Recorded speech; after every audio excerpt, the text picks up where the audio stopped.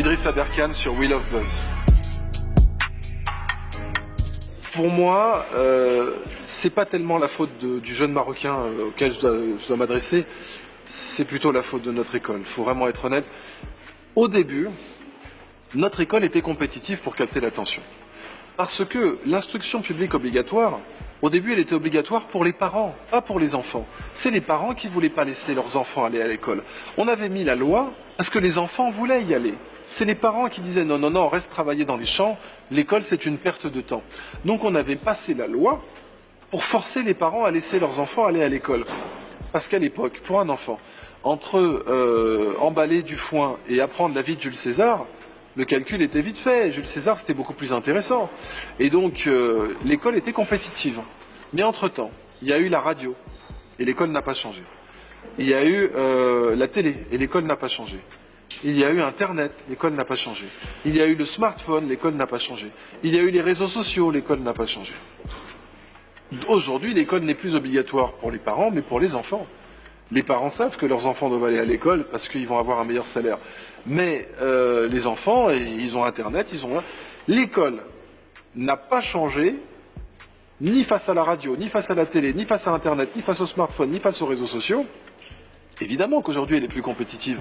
Il faut qu'elle se remette en question. Capter l'attention humaine, c'est un métier. Et il faut respecter ce métier avec un savoir-faire et une expérience. Et tous ces médias que j'ai cités, qui sont des médias de masse, savent capter l'attention et le temps. L'école pourrait capter l'attention et le temps, mais c'est à elle de se remettre en question.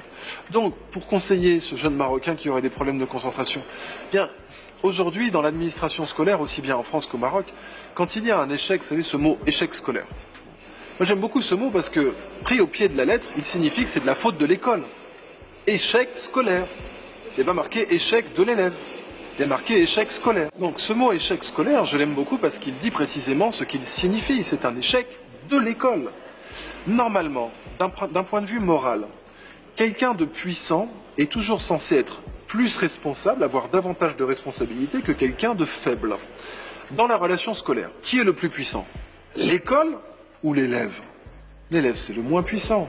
Pourquoi lui faire porter la responsabilité de l'échec si toute la structure est aussi engagée dans cet échec? Quand il y a un échec scolaire, l'école est également responsable. Je suis désolé. Et j'en suis d'autant plus désolé que du temps des grandes familles nobles en Europe et en Afrique, bien, les précepteurs, ils avaient une obligation de résultat, parce que le fils était noble et qu'il fallait qu'il réussisse. Échec scolaire, pour moi, l'échec scolaire est l'échec de l'école à capter l'attention. C'est lâche de la part d'une entité qui est grande et puissante et bureaucratique et organisée, c'est lâche de demander au maillon le plus faible de porter la responsabilité.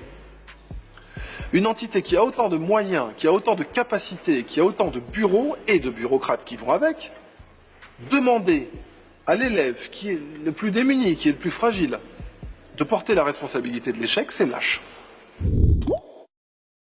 Déclarations hostiles aux réseaux sociaux se multiplient et lorsqu'elles viennent de ceux qui les ont créés, elles prennent une autre dimension. Ce mois, dans Vanity Fair, c'est l'un des inventeurs du web, Tim Berners-Lee, qui a lâché la bombe. Voici ce qu'il dit. Le web a desservi l'humanité au lieu de la servir et a échoué sur de nombreux points. Et il n'est de loin pas le seul à le penser, jusque dans la Silicon Valley elle-même. Martina Shiba. It's alive, it's alive, it's alive. Vous vous souvenez de Frankenstein avec la créature qui échappe à son créateur et qui fait si peur?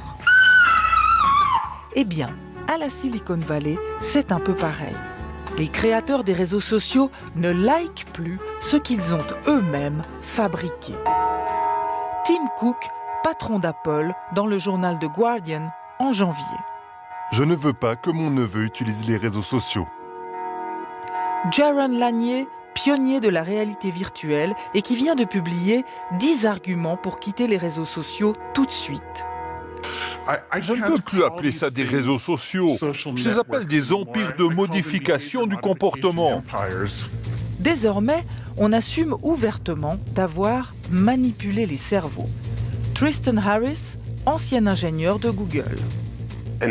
Dans les années 70, quand vous parliez au téléphone, il n'y avait pas des centaines d'ingénieurs de l'autre côté de l'écran qui savaient parfaitement comment fonctionne votre psychologie. Sean Parker, cofondateur de Napster et qui possède des parts de Facebook. Notre réflexion était comment capturer un maximum de votre temps et de votre attention. Pour ça, nous devions vous fournir des pics de dopamine. Par exemple, on a créé des likes sur vos posts pour vous pousser à continuer. Autre exemple, l'autoplay, les vidéos qui partent sans que l'on ait besoin de cliquer. Le but est de provoquer une addiction. Chamath Palihapitiya, ancien vice-président de Facebook. Nous avons créé une machine qui déchire le tissu social. En fabriquant des outils qui sécrètent de la dopamine à répétition et du plaisir immédiat, nous avons détruit le fonctionnement de la société. Signe révélateur, les papes du numérique mettent tous leurs enfants dans cette école Waldorf. Pédagogie, 0 écran, 0 ordinateur, 0 robot. Plusieurs d'entre eux ont d'ailleurs créé un centre de technologie humaine. Objectif, reprendre le contrôle d'une société prise en otage par la technologie. L'affaire de chacun. Ce que je peux contrôler, c'est ma décision de ne pas utiliser cette merde et de ne pas laisser mes enfants utiliser cette merde. Bonsoir Martina Shiba. Bonsoir. Quand on entend ces propos dans la bouche de ces gens-là, c'est quand même assez fou. Ils proposent même des conseils pour se détacher de son téléphone. Oui, c'est complètement surréaliste. C'est comme si les fabricants de cigarettes ou les producteurs de junk food donnaient des conseils pour apprendre aux gens à se passer de leurs produits. Mais ce cri d'alarme demande surtout que la technologie soit mise au service de l'humain et pas l'inverse. Alors quels sont les conseils qu'ils nous donnent pour reprendre la main ? Alors, on pourrait faire ça. Mais la réaction de la plupart des gens, ce serait ça. Donc, ils préfèrent donner des petits trucs pour se déscotcher de son appareil. Supprimer les réseaux sociaux, Facebook, Twitter, Instagram, de son portable et ne les utiliser que depuis son ordinateur. Supprimer les notifications. Elles sont en rouge exprès pour attirer l'œil. Ne garder que celles qui permettent de communiquer avec des personnes réelles, donc téléphone, messagerie. Mettre tout en gris. J'ai testé, je vous assure, ça calme parce que les couleurs sont spécifiquement étudiées pour rendre votre écran sexy. Pour ça, il vous suffit d'aller dans Réglages, Accessibilité, modifier l'affichage et filtre de couleurs. Ne gardez sur l'écran principal, sur la homepage, que ce qui est strictement nécessaire. Et enfin, ne pas utiliser le téléphone portable comme un réveil. Trouvez autre chose. Ça évite que ce soit le premier geste en se levant et le dernier geste en se couchant. Alors, dit comme ça, ces conseils semblent un peu basiques, un peu gnangnan, mais essayez déjà de les appliquer. Vous verrez, c'est pas si simple. Allez, courage! Merci beaucoup Martina. Je vais mettre mon téléphone de côté du coup. Voilà, c'est fait. Merci beaucoup.